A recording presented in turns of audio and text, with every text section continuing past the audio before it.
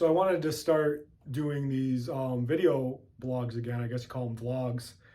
I used to do them all the time and I got away from them. So I'm really just making these for myself, kind of like to document some stuff so I can go back and look at it in the future. But I thought that it could be something where I could help other people kind of see some things and learn from some of my traumas and my scars over the years and a lot of the things that I've seen, like in the current medical model or just in life and philosophy and stuff like that. And I wanted to share some stuff. So I guess here it goes. I've been working on my introduction. I haven't done video in a long time, but I'm trying to get better at it and do that. But here's my introduction. My name is Dr. Matt Maggio, and I am the creator of the Peak Method and the founder of the Soft Tissue Revolution.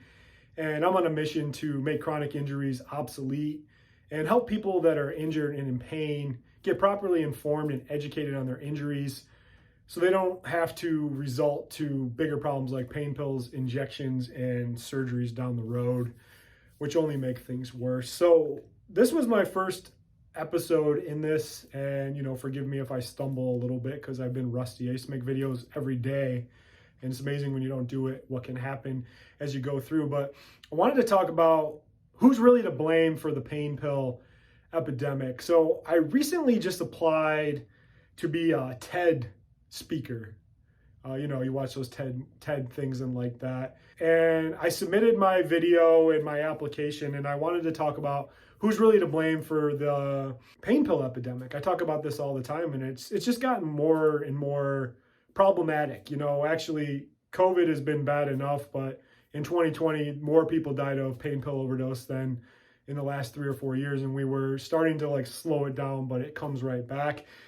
I've shared my story. I'll link it up down in the show notes. It's worth a 9-minute watch, but talking about how my dad was murdered by the medical system after 7 surgeries he didn't need. He died of a pain pill overdose, and it was awful.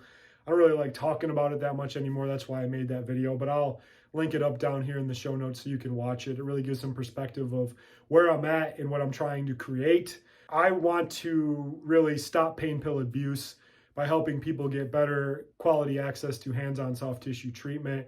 But I want to talk today, like what I was going to talk about in the TED Talk. So I didn't get picked for the TED Talk. They said it was a little too raw and a little too real. I'm a little rough around the edges. I like to swear and be transparent and say whatever the fuck's on my mind. I think the world needs more of that. We need more transparency, more honesty, and just people telling real what's going on. And that's what I'm trying to accomplish with this. Every week, I'm going to commit to doing this every week, and I'm going to try to hold myself accountable the best I can because I do have a lot of knowledge and information I want to share because I don't want to see people end up like my dad. So going off tangent here, but let's get right back to it. Who's to blame for the pain pill problem? We know it's a problem. Thousands and thousands of people are dying. We're getting decimated by that. The funny part is we never shut down the world for that. No, we just kept going. But more people have died from pain pill overdose than COVID could have ever been from that. This isn't a rant about COVID or anything like that, but we got a big fucking problem when it comes to the pain pill problem. And everyone always knows the number one people to blame: the pharmaceutical companies, the hospitals, the insurance companies, and the doctors trying to make money. We know that. They're evil, they're all for profit. They're trying to do whatever they can to try to make a buck, and they're evil people. We all know that. And we know they're to blame, but there's other people involved. And what it really is it's humans. It's us individually. It's human nature. Human nature is a big problem. And one of my favorite books of all time is The Laws of Human Nature by Robert Greene. It's probably the most brilliantly written book to help you understand why we do the things we do and how we act. And one of the chapters in there, he talks about the law of short-sightedness. And I think this is why it's a big problem, why it's to blame for the pain pill problem, because we think very short-sighted and we don't really appreciate our health until it's too late. A very wise man named Paul Chek said, sooner or later, your health is going to become your main priority. Either you make it a priority or you wait till it's so bad. But that's what's happening with this pain pill problem is we're very short-sighted. We fall for these bullshit gimmicks and miracle cures. We do anything to get out of pain, but we don't improve anything function-wise. And the medical system has adapted to that, where they're like, hey, we can give you these pills and we can give you these cortisone shots, or we can give you these expensive stem cell things. And here's the thing, you don't have to do anything, and you can go right back to doing the same shit that you want to do, and you're going to be good to go. And it's like, shit, I could sell you some fucking magic beans as well, it's just going to be a waste. But that's what happens. Or I could, take you to my unicorn and leprechaun farm. You can see that this stuff doesn't really exist, but doesn't happen. But people's human nature and our short-sightedness puts us in a bad spot. And then we start to think that these miracle cures are going to work. And there's fucking piranhas out there all day long. There's people that are trying to take advantage of you. I call them modern day snake oil salesmen. They're like, here you go, do this. Or it's just like, you're so short-sighted. You're so addicted to what you do. You're like, if I don't exercise, I'm going to die. It's like, man, think about that. Like, I get it. I love to exercise. I love to do things, but I did a lot of stupid shit to my body. I'm going to be 36 this year, and I blew out my back. I blew out my neck doing dumb shit in my 20s, like trying to be a boss and just fucking lifting heavy-ass deadlifts off the ground and doing things like, it fucked me up then, and now I'm paying for it now, and I would do anything to go back. But we do this a lot, too. We do this thing called comparison syndrome where we go, oh, when in my 20s, I was a high-end athlete. I'm like, well, now you're 40, man. You're fat. You didn't take care of yourself. Like, you're not the same person.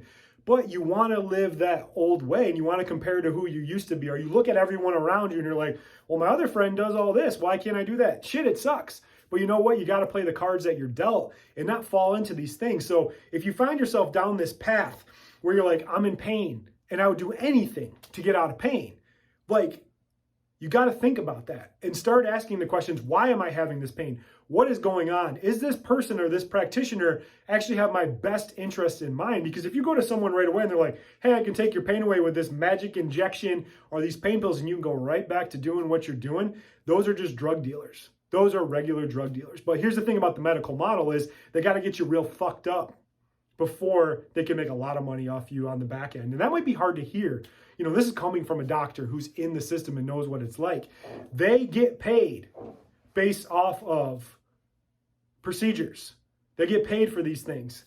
But they can't do that till they justify. And you ever wonder if there's a big conspiracy out there that they're trying to do this on purpose and not get you better and actually have it worse? And even worse, people are all fucked up on pills. And they're dying every single day, and it's got to stop. But it starts with you taking personal responsibility for your health, for your own injuries, and getting real answers, getting multiple opinions. And if someone says, hey, I can take away your pain, but they're not doing anything to actually fix it, and you go right back to what you're doing, you're in big trouble. And you're going to have to pay for that further down the road. And I don't want people to end up like my dad. Go and watch the video down below. It sucks, but it's a real idea of what's happening and how it's happening to other people. And I want you to be properly educated and informed so you can get the best. So that's all I got for this week's vlog or blog or whatever the hell you call it. If you have anything you want me to talk about or you want some real answers about what's going on, subscribe to the channel, follow it. We put up information all the time. We're trying to educate people properly so they can get a real resolution for their injuries and pain and not end up in bigger problems. My mission is to help solve this pain pill problem. And I hope you enjoy it. Not enjoy it, I hope you just join me along the journey and help me, because we need more people that are thinking like me and that are being real and honest and transparent about what's going on in the medical world, because more and more people are going to die that shouldn't die. And eventually it's not going to just affect like people we don't know. It's going to affect you and your family and people that you love. And nothing's worse than watching somebody die that shouldn't have died, all for some greed and for some profit. So appreciate you guys watching the video, and I'll see you on the next one. Bye.